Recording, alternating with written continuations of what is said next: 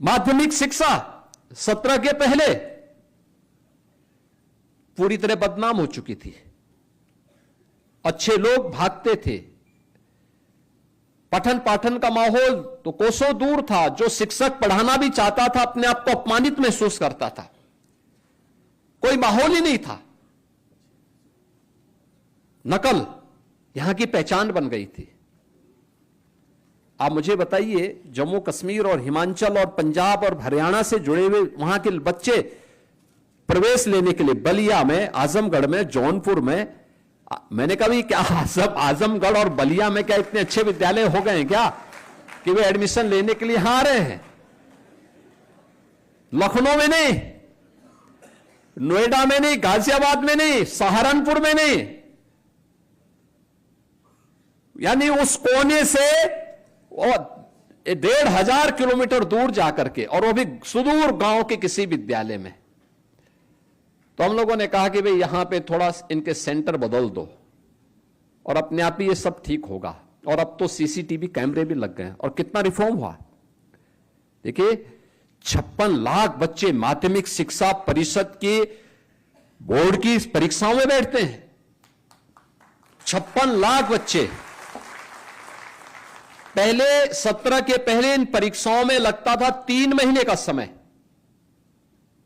और अब 14 दिन के अंदर परीक्षा और अगले 12-14 दिन के अंदर परिणाम। 1 महीने के अंदर। यह है रिफॉर्म।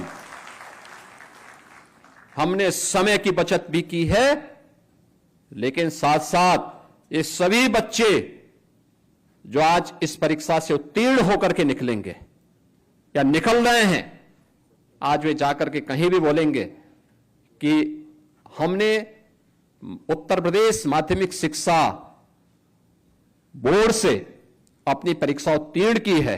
कोई उस पर प्रश्न चिन्ह नहीं खड़ा कर सकता, कोई नहीं खड़ा कर सकता। ये गलती हमारी थी कि हमने देश के सबसे उत्कृष्टतम बोर्ड को कटघरे में खड़ा किया था। 2017 के पहले ये कटघरे में खड़ा हो गया था, लेकिन अब वो कटघरे में खड़ा नहीं होने वाला है। अब वो आगे बढ़ेगा। ये रिफॉर्म हुए हैं, और उस रिफॉर्म के ही क्रम में जो लोग इस रिफॉर्म के सारथी रहे हैं, उन लोगों ने वास्तव में बहुत अच्छी प्रगति की, बहुत अच्छा कार्य किया। जो एक स्कूल के लिए आवश्यक था, जो वहां के ड्रॉप आउट रेट को कम कर सके, न्यूनतम ला सके।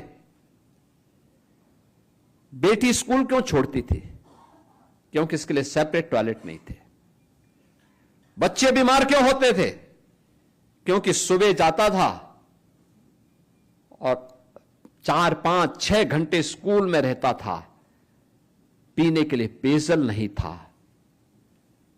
अभिभावक के पास साधन नहीं थे कि उसको एक थर्मस दे सके, वो ले जा सके अपने साथ।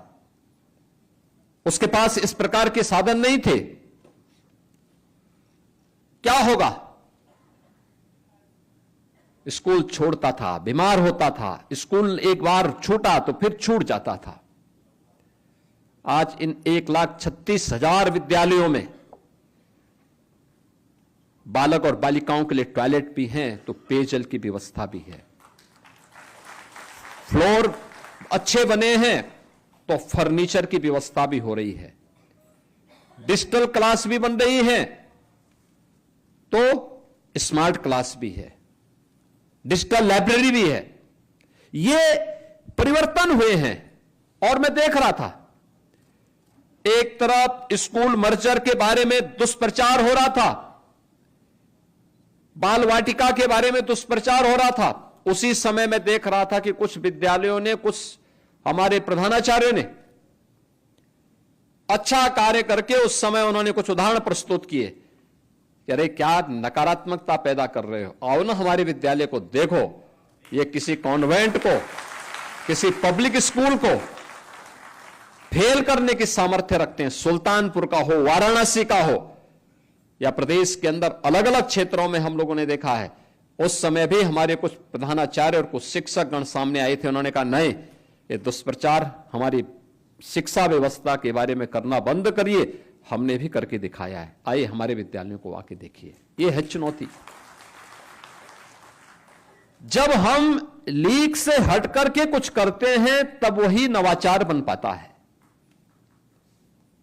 वही नवाचार बन पाता है और वही लोगों के लिए एक नई प्रेरणा बनती है। इस अवसर पर आज जब शिक्षक दिवस है तो स्वाभाविक रूप से आप सबके मन में भी होगा कि और क्या हो सकता है। हम लोग एक चीज की आज घोषणा करना चाहते हैं और वह है कि सभी शिक्षकों को, ये शिक्षक हमारे चाहे वह प्राथमिक के हों, उच्च प्राथमिक के हों, चाहे वह शासकीय सहायता प्राप्त माध्यमिक विद्यालयों के हों, अशासकीय सहायता प्राप्त महाविद्यालयों के हों या वित्त पोषित विद्यालयों के हों, महाविद्यालयों के हों, इन सबको हम कैशलेस उपचार की व्यवस्था का लाभ देंगे।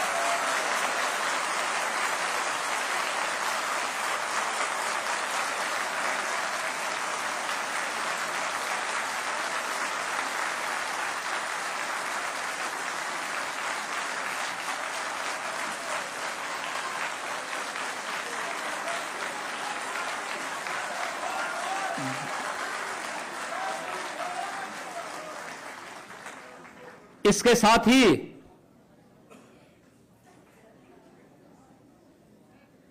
शिक्षा मित्र, अनुदेशक और रसोइया को भी हम इसके साथ जोड़ेंगे।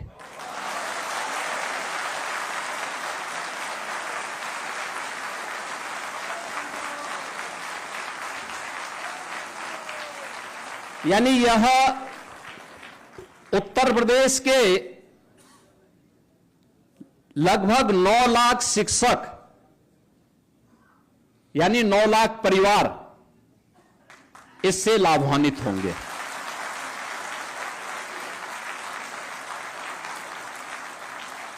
अभी हम लोग इस व्यवस्था को इसके साथ दे रहे हैं और मुझे लगता है कि ये सभी विभाग, बेसिक है, माध्यमिक है या उच्च है, बहुत शीघ्र इस औपचारिकता को पूर्ण करते हुए एक कैशलेस उपचार की व्यवस्था का लाभ इन्हें उपलब्ध करवाने की दिशा में अपने कार्यक्रम को तेजी के साथ आगे बढ़ाए, एक समय सीमा के अंदर इसको पूरा कर लें जिससे ये सुविधा सबको प्राप्त हो सके।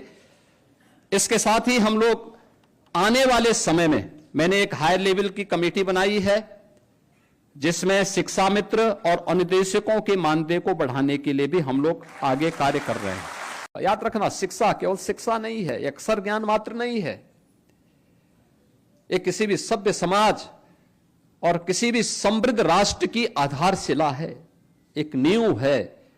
यहां से जो कुछ भी हम गढ़ेंगे, जो कुछ भी हम आगे बढ़ाएंगे, वही आगे चल करके देश को नेतृत्व देगा, समाज को एक नई राह दिखाएगा और उस राह को दिखाने के लिए आप एक पथ प्रदर्शक के रूप में ईश्वर ने भूमिका आपको प्रदान की है। यह आपका सौभाग्य है कि इस भूमिका में आप अपने को कमतर मत